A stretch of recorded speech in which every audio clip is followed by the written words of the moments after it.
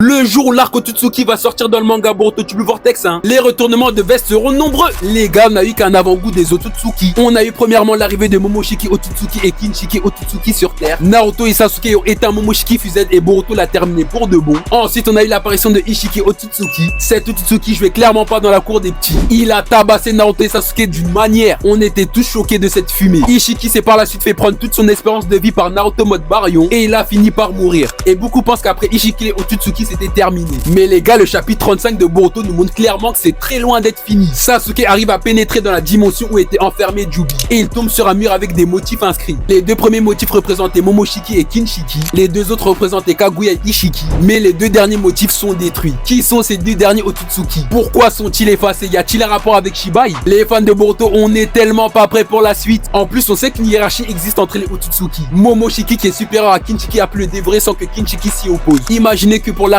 des prochains Otsutsuki sur Terre, on en apprend plus sur le lieu où ils vivent. Comment les pères sont définis, y a-t-il des êtres encore plus puissants? Ça va tellement être le plus grand arc de l'histoire de Boruto. Bref, l'arc Otsutsuki, on t'attend très fort sur ce. C'était Natsu.